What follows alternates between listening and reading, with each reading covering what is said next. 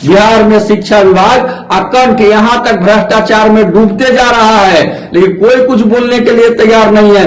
लेकिन नेता प्रतिपक्ष सहित तमाम प्रतिपक्ष का काम है कि यदि गलत निर्णय सरकार लेती है तो उसको उजागर करना, जन जन तक पहुंचाना। नमस्कार, मैं हूं निकुल तिवारी, वॉइस अब देख रहे। देखिए, शिक्षक नेता जो है वो के पाठक पर बहुत गर्मा गए हैं। नेता प्रतिपक्ष तेजस्वी यादव को कह रहे हैं, सम्राट चौधरी को कह रहे हैं कि सारे लोग जो है वो के पाठक के दबाव में है बिल्कुल, और छुट्टी को लेकर काफी गर्मा गए। क्या कुछ कह रहे हैं शिक्षक नेता, आप सीधे सुन लें। हिंदू, मुस्लिम, सिख, ईसाई सबकी बारी बारी से होगी एक ही दवाई, यह कहना है बिहार के शिक्षा विभाग का।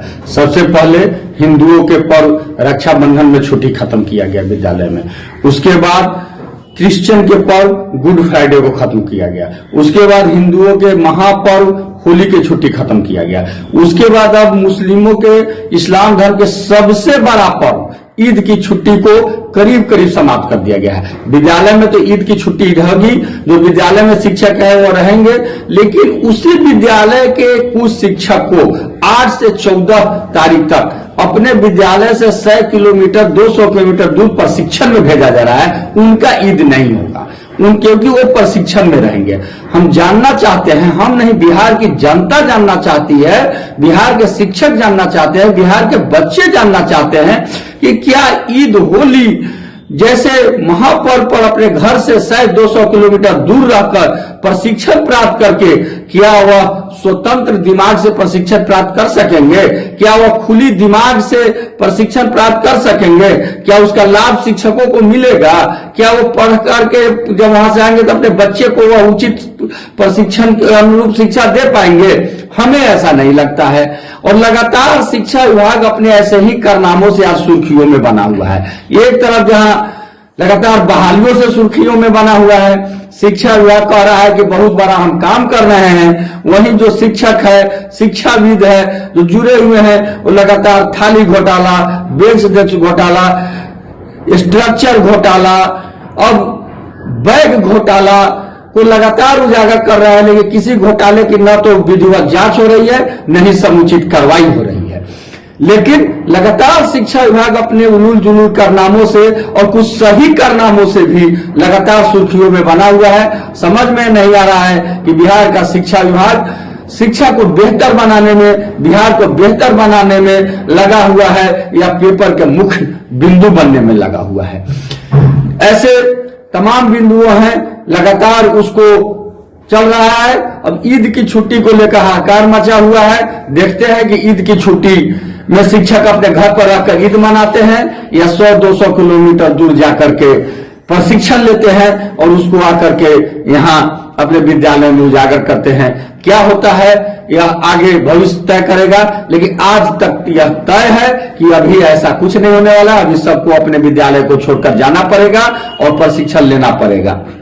मैं सरकार से और अब तो नेता प्रतिपक्ष से भी पूछ रहा हूं, क्योंकि सरकार का काम है किसी भी कानून को बनाना और उसे लागू करना, लेकिन नेता प्रतिपक्ष सहित तमाम प्रतिपक्ष का काम है कि यदि गलत निर्णय सरकार लेती है तो उसको उजागर करना, जन जन तक पहुंचाना। लेकिन दोनों की चुप्पी है, क्योंकि सच तो यह है कि आज विधायिका पर और प्रतिपक्ष पर, दोनों पर कार्यपालिका हावी है, जिसके कारण ऐसा उलूल जलूल निर्णय होते जा रहा है। बिहार में शिक्षा विभाग अकंठ यहां तक भ्रष्टाचार में डूबते जा रहा है, लेकिन कोई कुछ बोलने के लिए तैयार नहीं है।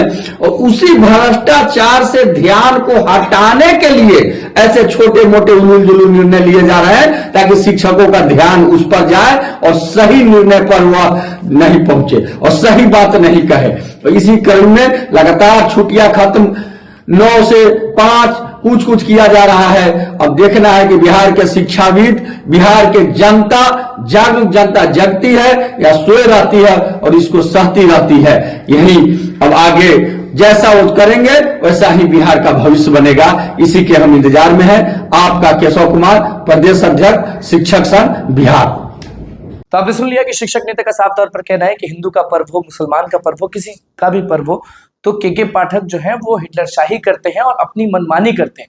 इससे नाराज शिक्षक नेता ने क्या कुछ कहा वो आपने सुन लिया, और के पाठक पर किस तरह से बयान बोला है किस तरह से बड़ा बयान दिया है वो भी आपने सुना। नेता प्रतिपक्ष यानी तेजस्वी यादव कुछ नहीं कह रहे हैं। कुर्सी पर जो सम्राट चौधरी बैठे हैं वो कुछ नहीं कह रहे हैं। शिक्षकों को प्रताड़ित किया जा रहा है और उनको छोटे छोटे मामलों पर उलझाया जा रहा है ताकि उनका जो बड़ी चीजें हैं उन पर ध्यान नहीं दिया जाए। और किस तरह से शिक्षा विभाग को सुनाए हैं कि वो कितना भ्रष्टाचार से भर चुका है। यहाँ तक, जी हाँ बिल्कुल, आप देखे होंगे कि शिक्षक नेता ने इशारा करके बोला कि यहाँ तक भर चुका है शिक्षा विभाग में भ्रष्टाचार। तो क्या कुछ कहना था शिक्षक नेता का वो आपने इसलिए अब देखना होगा कि आगे क्या बवाल होता है। तो बस हमारे चैनल को सब्सक्राइब करो। धन्यवाद।